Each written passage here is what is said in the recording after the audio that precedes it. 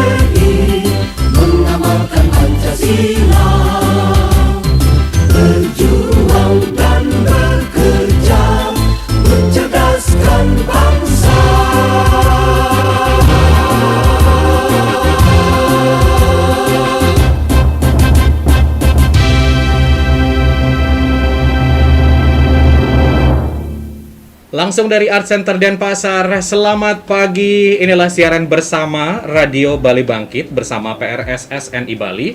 Dan hari ini ada saya, Dodio Sandra. Dan pasti ini adalah tamu istimewa saya dari Ketua Dewan Kerajinan Nasional Daerah Provinsi Bali, Dekranasda Provinsi Bali, ada Ibu Niputus Swastini Koster. Selamat pagi Bu, Om Swastiastu. Selamat pagi Doi, Om Swastiastu. Dengar suaranya, dengar semangatnya, saya kangen sama Ibu. Kangen pas baca puisinya, kangen performance yang selalu energik dan juga ceria. Setuju, saya itu pujian loh Bu. Dalam artian adalah tidak banyak orang yang bisa se-energik Ibu. Biasanya kalau memuji jangan ada maunya ya. Oh, ini tidak ada maunya. Yang saya mau adalah Ibu bisa menginspirasi saya supaya di usia saya nanti seibu, saya masih tetap performance-nya kayak Ibu. Oh pastilah. Iya harus ya. Justru kalau sekarang nih, ibu yang harus menyeimbangkan semangat ibu supaya semangatnya sama sama Doi nih. Supaya nyambung komunikasi kita antara ibu dengan anak, dengan putranya yang akan kemudian mengambil alih kepemimpinan negeri ini kan begitu. Walaupun dari radio misalnya harus mulai dari sekarang. Mantap. Bener nggak Doi gitu? Setuju, sangat setuju sekali dan sangat setuju. Tampaknya saya ingin menyapa juga teman-teman kita yang ini siaran akan disiarkan di 12 radio Bu. 12 radio luar biasa. Makanya ibu semangat nih. Oke, kita harus semangat menyapa dulu teman-teman di 94,5 FM ada CDBS FM Bali. Apa kabar teman 945? Ada 96,5 FM Radio Global, ada 97,3 FM Radio Thomson Bali, ada Radio Duta, ada 102 FM Casanova. Kalau muda apa kabar? Ada juga 102 FM Radio Barong Singaraja, ada juga 103,6 FM Radio Penguin, ada juga 104,6 FM Radio Guntur Singaraja, 106 FM Kuta FM, dan juga 107,2 FM Semarapura. Ini Radio Semarapura, sahabat Semarapura apa kabar? Pokoknya di mana-mana nih kayaknya kita ada ya. Oke, baik. Tadi di awal saya bilang adalah kangen sama puisi atau ibu performance. Itu kenapa? Karena di Radio Akademi 2 kita sempat ketemu. Harusnya Radio Akademi 3 kita juga harus ketemu. Karena Ibu jangan jawab dulu ya Bu ya. karena udah nggak sabar jawab. Karena banyak ucapan terima kasih dari peserta, dari panitia, dan juga ucapan terima kasih yang sangat luar biasa dari salah satu narasumber saya. Kebetulan saya 2 hari jadi moderator, dipercaya. Di situ ada Bapak Errol Jonathans. Beliau adalah direktur dari Radio Suara Surabaya. Sudah berkiprah lebih dari 30 tahun di radio. Beliau bilang, Bali ini beruntung memiliki istri gubernur yang mensupport radio. Karena biasanya pejabat itu lebih condong ke TV. Oke. Coba Iya. bantu saya untuk memencet ini. Saya ada testimoninya. Jadi saya tidak berbohong. Jadi kalau Ibu penasaran pengen mendengar suaranya, karena ada satu segmen kita belajar tentang prinsip-prinsip jurnalisme dan juga teknik wawancara. Ibu kan saya lihat sangat aktif sekali datang ke radio, sosialisasi sama teman-teman yang lain. Di mana di sana Ibu bertemu dengan banyak penyiar. Walaupun saya pernah interview Ibu, dan ini adalah pujian dari Pak Errol Jonathan. Kenapa saya sampaikan message tentang Ibu Koster ini? Saya justru sangat kagum pada beliau, terutama ketika tahun 2019 kemarin kan, kelihatan banget itu bagaimana dia sangat-sangat support radio. Betul. Saya tidak menemukan di banyak daerah ada ibu gubernur yang seperti ini. Yang sangat pro radio. Kebanyakan semua pro-nya ke televisi. Tapi kemudian ini kok radio. Jadi buat saya, apa yang menjadi catatan beliau, ini justru menjadi sangat penting. Karena ini sangat konstruktif. Saran dia itu sangat konstruktif. Oke, saya rasa cukup. Tanggapan Ibu gimana? Terima kasih Cak Errol ya, 2019 ya ketemu beliau ketika Radio Akademi yang kedua. Itu jadi ya benar, Ibu semangat betul mengingat sekarang radio di kemajuan di era digital yang canggih banget ini. Kalau kita tidak aktif, tidak kreatif, kemungkinan akan ditinggal pendengar. Karena orang sudah dimanjakan sekarang dengan melihat tontonan video kan. Nah, makanya kan sekarang ada radio juga dengan ada videonya. Tontonlah apa yang Anda dengar kan gitu. Nah, jadi Ibu semangat, yuk imbang. Karena Ibu juga dulu waktu remaja itu terlahirnya televisi iya, radio iya. Ibu diajarkan bersastra itu lewat radio juga. Ibu keliling ke radio-radio untuk membaca puisi di zaman itu. Nah, sekarang ketika Ibu turun sosialisasi, Ibu juga manfaatkan betapa pentingnya peranan radio dalam kehidupan kini untuk memberikan arah dan pikiran yang sesuai dengan yang dibutuhkan oleh pemerintah dan masyarakat saat ini. Itu makanya Ibu bilang ini PR besar untuk radio. PRSSNI. Di depannya ada PR. Ini PR besar. Pekerjaan rumah ya. Betul. Itu jadi makanya Ibu bilang, "Yuk semangat." Itu kebetulan Ibu berteman baik dengan Bapak Agus, Ketua PRSNI. Itu Ibu sampaikan pesan itu. Pak Agus, yuk lebih semangat lagi. Misalnya temukan konten-konten yang membuat pendengar kita lagi lebih asik mendengarkan. Jadi tidak hanya melulu misalnya lagu radio saja.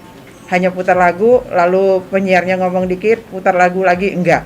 Jadi ada konten-konten yang dicari.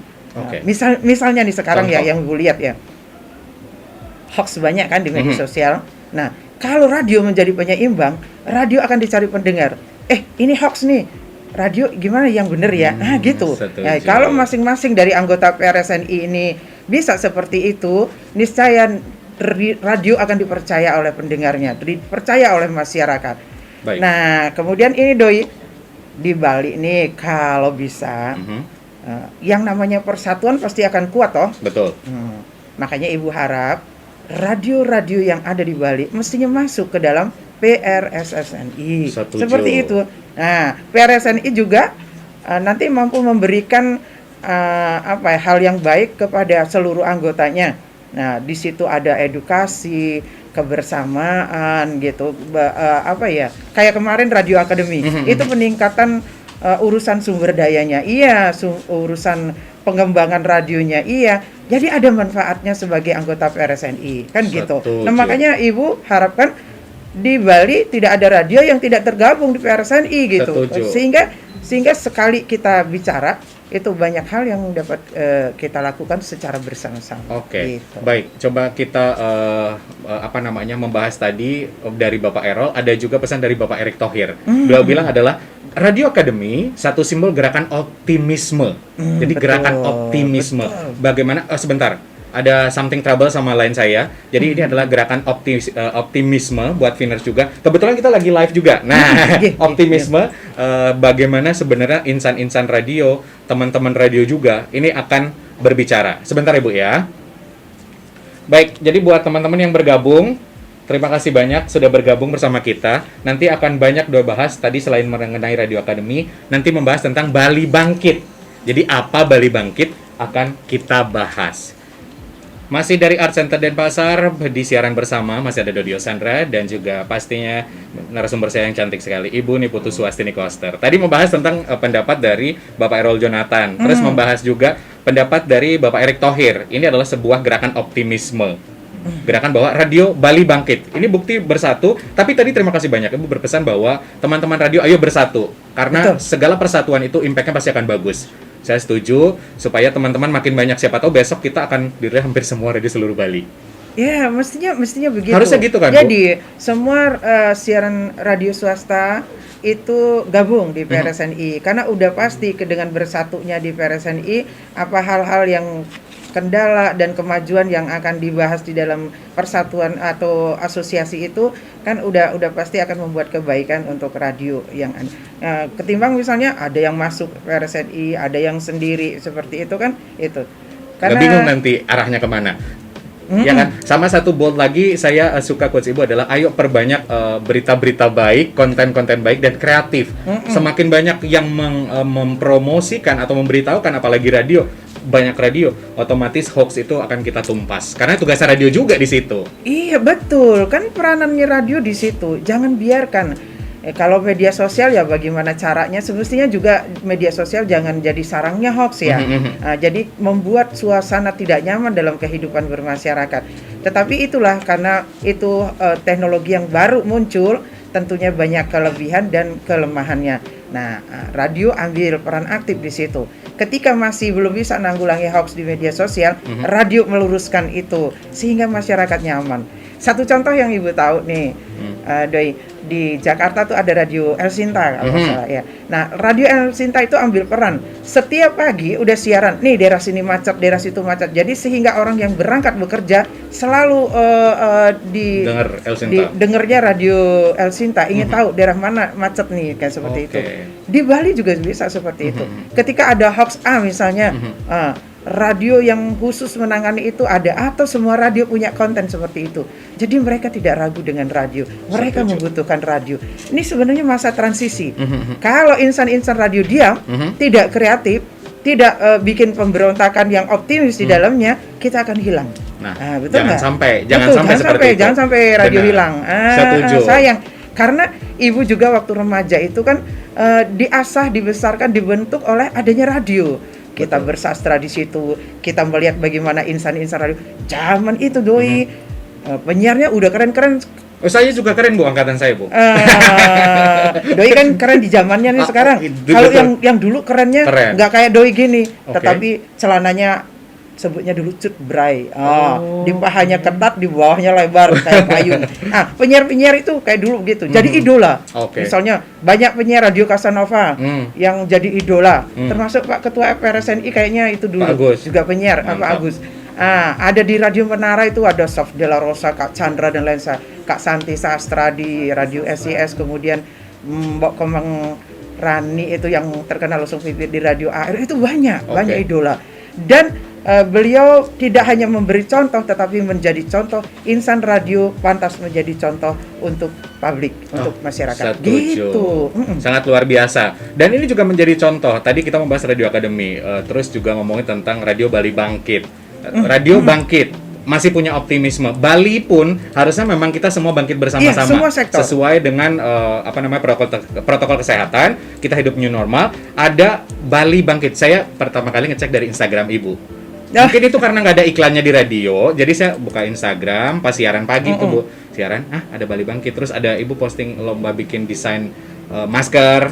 Saya tanya, akhirnya saya chat sama Pak Agus dan juga Pak Dendan, ini kayaknya bagus untuk banyak anak muda tahu, karena kadang kita sering lebih kepo akun gosip dibanding dengan akun yang ada di Bali. Akhirnya saya penasaran, sebenarnya apa sih Bali Bangkit ini, membahas tentang UMKM Bali Bangkit, terus ini digelarnya juga cukup lama. Ini apa sih Bu? Ini kenapa kata bangkit? Sebenarnya bukan Ibu juga yang pertama ya. Ada acara apa itu temanya ya Bali Bangkit gitu. Dalam artian bangkitnya begini. Ini udah sekian bulan, hampir 10 bulan. Kita pertama disuruh di rumah, kita diam-diam saja, tapi ternyata tidak keseluruhan diam, kita tetap berkreativitas. Nah, ketika bulan Juli Bapak Gubernur udah memperbolehkan kita beraktivitas, kembali kepada aktivitas normal tetapi dengan tata cara yang baru. kita kan seperti kayak bangun tidur itu ya, Betul. kayak masih males-males. Kalau orang Lemes-lemesan. Bali bilang klemas di tempat tidur kayak gitu. Nah, yuk bangkit, bergerak gitu, semangat.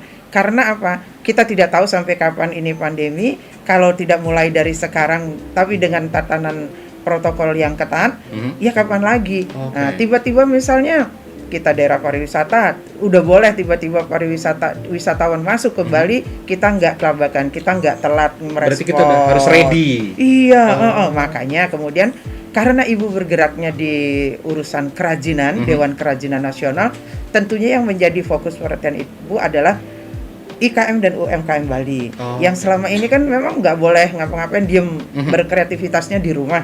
Nah, sekarang kasih kesempatan mereka, buka ruang untuk mereka memamerkan produk-produk hasil kerajinan mereka di masa pandemi.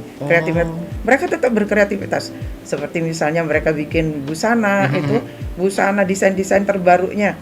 Kemarin juga bulan Juni, biasanya kan Pesta Kesenian Bali. Betul. Para UMKM kita berpameran, tetapi tidak bisa dilaksanakan. Betul. Nah, makanya ketika sekarang di bulan Desember, Ibu lihat art center kosong. Kenapa tidak dimanfaatkan? Nah, makanya itu. Ibu tidak melihat di UMKM saja yang harus bangkit, semua kita bangkit, bergerak, tetapi dengan prokes yang ketat. Karena benar-benar berbahaya kalau kita udah kemasukan virus, nggak jadi ngapa-ngapain. Betul. Makanya kita ngapa-ngapain supaya virus nggak jadi masuk prokes. Gitu Doi. Kata Ibu tadi adalah sebenarnya akan banyak sekali hal yang bisa kita lakuin, tapi untuk sekarang kita akan fokus di UMKM dulu untuk yang Bali Bangkit ini, Bu ya. Tapi yang bikin penasaran, ini akan menjadi sebuah marketplace atau semacam showcase aja dulu? Ini pilot project kita ini. Dalam artian kalau marketplace ini penjualan untuk memasarkan produk, tapi kalau showcase untuk kita tahu, oh ini loh produk-produk unggulan, pajangan segala macam. Kedua-duanya sekaligus itu. Karena ketika pandemi ini kita udah diajak di Krenas Pusat mengajak kita untuk menoleh platform digital. Sebenarnya e-marketplace kan dari dulu udah ada. Betul. Cuman karena kita masih mengandalkan yang offline, yang konvensional, kita masih suka pamer-pameran, bertemu langsung dengan pembeli gitu kan. Jadi nggak terlalu menoleh ke e-marketplace. Nah, karena pusat udah menganjurkan seperti itu, situasi sekarang kita nggak boleh ketemu langsung.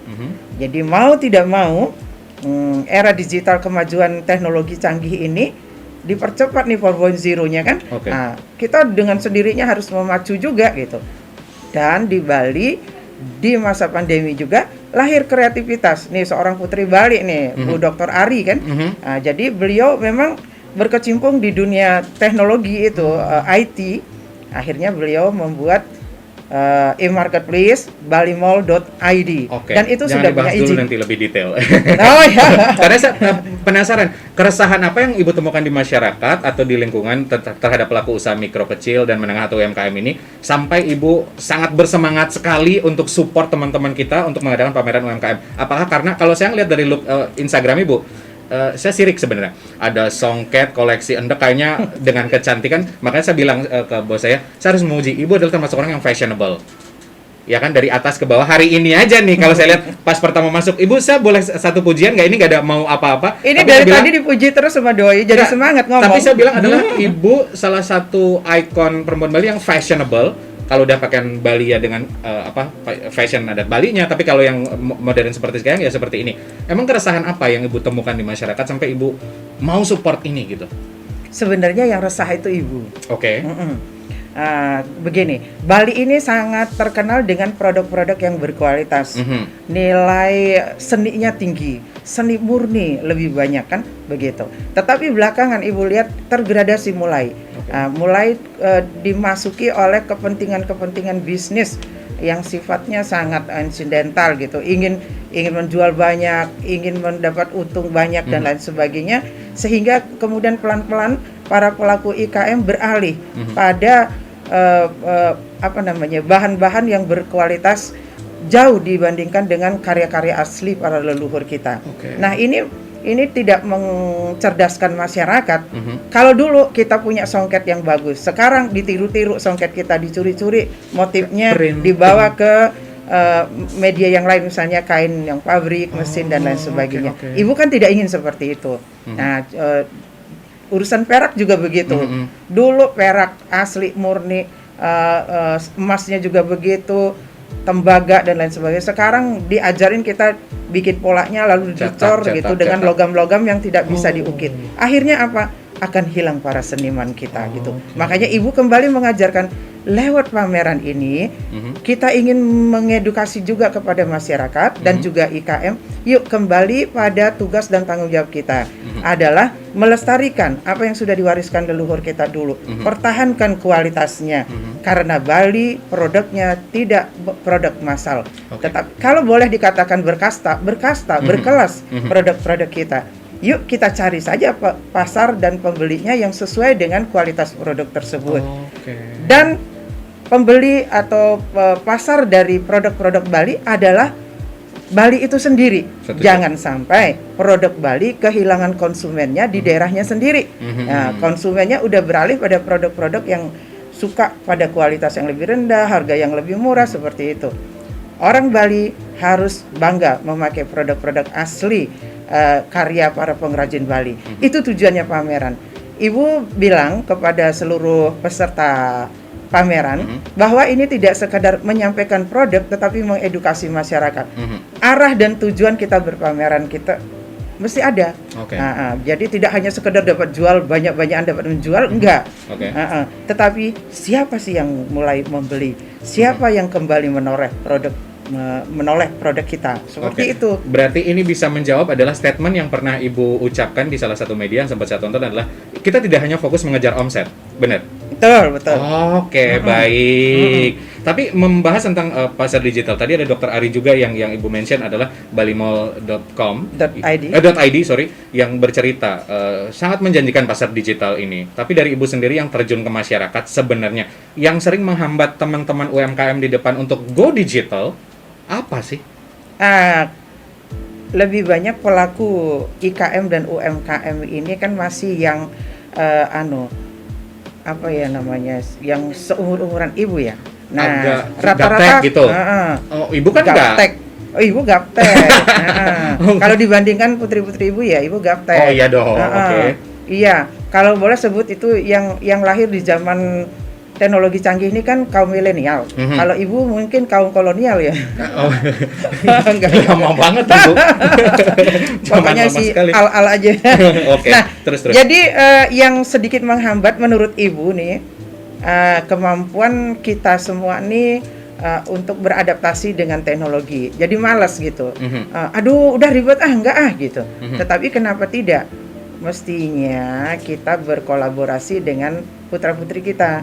Oke, misalnya nih, ibu yang gagap teknologi, Ibu punya IKM-nya.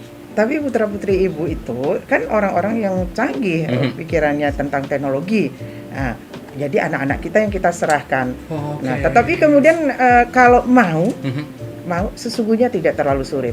Jadi Ibu Ari menyediakan tim. Nah, sekarang nih yang pameran nih, diedukasi. Gampang kok Bu caranya ini klik ini, klik itu, udah jadi. Nah nanti kalau udah jadi, Ibu ganti foto-foto, update selalu dan sediakan produknya gitu. Karena jargonnya dari balimall.id milik kita ini, Ibu bilang ini milik Bali loh. Nah, kita harus rawat ini bersama. Jadi jargonnya adalah Anda tidak akan dapatkan produk asli buatan Bali yang berkualitas bila tidak berkunjung di Bali Mall. Hanya di sini tempatnya. Begitu. Tapi ini menarik. Statement Ibu dan tagline balimall.id ini menarik. Karena kenapa? Karena pada kenyataannya di pasaran seringkali saya menjumpai tenun Bali padahal nggak ada Bali-Balinya, printing. Terus harga yang ditawarkan jauh. Kalau kita beli songket misalkan sampai belasan juta di daerah Kelungkung atau di mana, Bu, itu kan harga memang cukup tinggi tapi harga pantas untuk sebuah kualitas. Online saya bisa mendapatkan harga lebih murah. Ibu sebagai ketua Dekranasda Bali, apa pendapat Ibu? Nah, Ibu mengajak nih, kalau udah begitu kan realitanya di pasaran, yuk kita pertanyakan aja kalau udah yang namanya songket Bali terus murah banget, kayaknya nggak songket Bali deh gitu kan. Dan kita kalau ingin yang asli tidak di situ. Coba, misalnya dilihat di tempat lain, kalau nggak percaya masuk ke balimall.id, kita akan tahu. Nah, tetapi juga Ibu mengedukasi kepada IKM dan UMKM. Jadi sikap kita di dalam berbisnis itu harus bijak juga. Jadi satu contoh yang Ibu lihat, jangan sampai kesan di masyarakat bahwa songket itu adalah mahal banget. Karena apa? Karena jenjang distribusinya yang terlalu panjang sehingga harga jadi mahal. Misal harga pokok plus keuntungan 20%, misalnya sudah dapat dari IKM itu 1 juta. Nah nanti UMKM yang mengambil jangan dong dijual 2,5 juta, kan jadi jauh banget. Nanti cepat kaya loh. Maruk, Bu. Iya toh? Untung jadi banyak. 2,5 juta. Nah 2,5 juta dari yang distribusi berikutnya lagi, dagang berikutnya naik jadi 3 juta, jadi 5 juta. Akhirnya apa? Yang kasihan kan konsumen. Nah konon itu walaupun kita di dunia dagang, keuntungan yang direstui yang Widi konon itu 20-25% di atasnya itu kan. Akhirnya apa? Harga songket yang cuma 1 juta sampai di konsumen 5 juta, ya takut lah yang membeli kan. Begitu kemudian lihat songket trauma. Waduh, pasti mahal.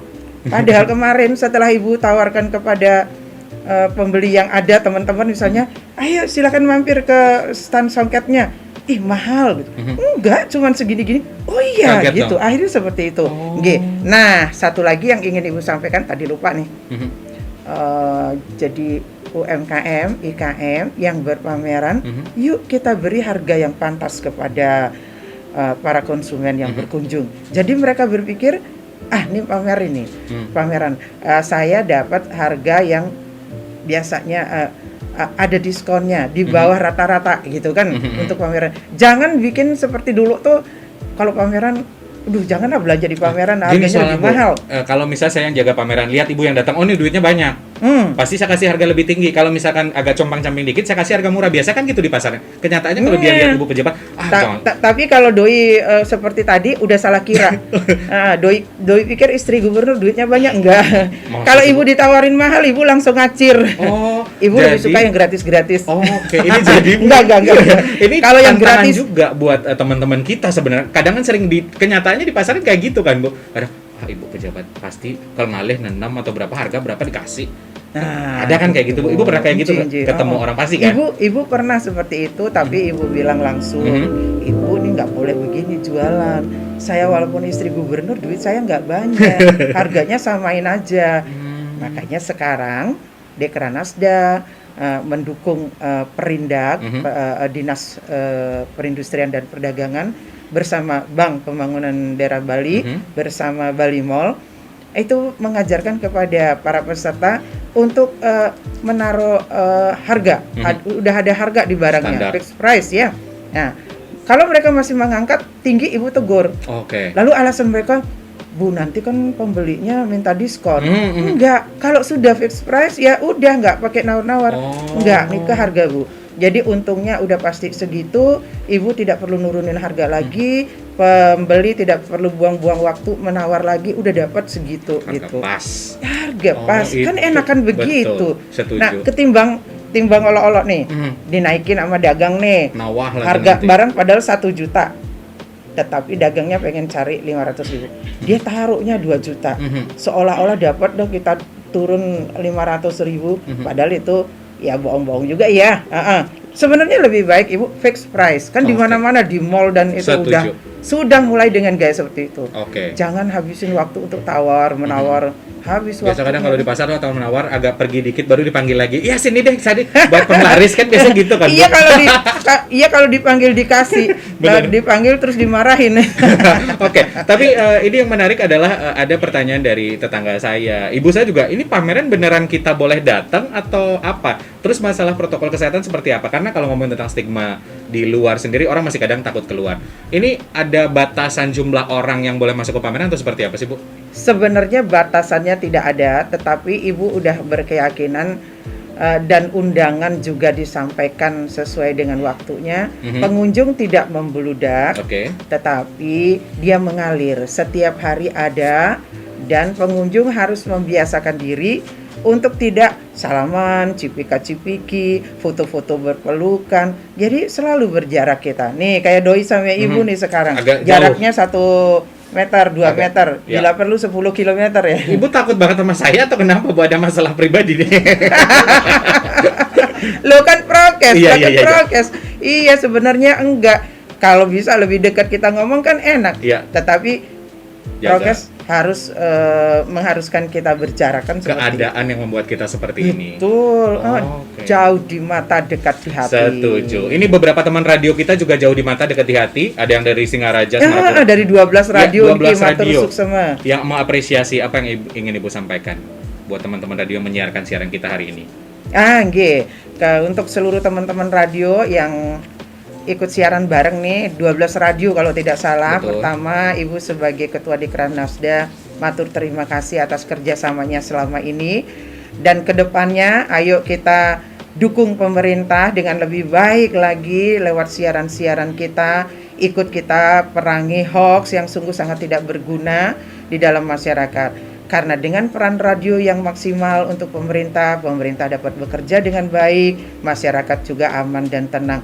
Nah, itulah Bali bangkit, Bali maju karena ada peran radio di dalamnya. Gitu. Jadi tetap semangat ya. Ibu, saya merasa terhormat mengucapkan terima kasih banyak Ibu mau saya ajak berbicara kurang lebih 30 menit. Saya harap makin banyak hal-hal positif dari pemerintahan yang bisa kami siarkan di radio dan mudah-mudahan kita bisa ngobrol lagi ya Bu ya. Iya, sebenarnya sih Phoenix mesti sediakan Ibu 2 jam ya. Siap.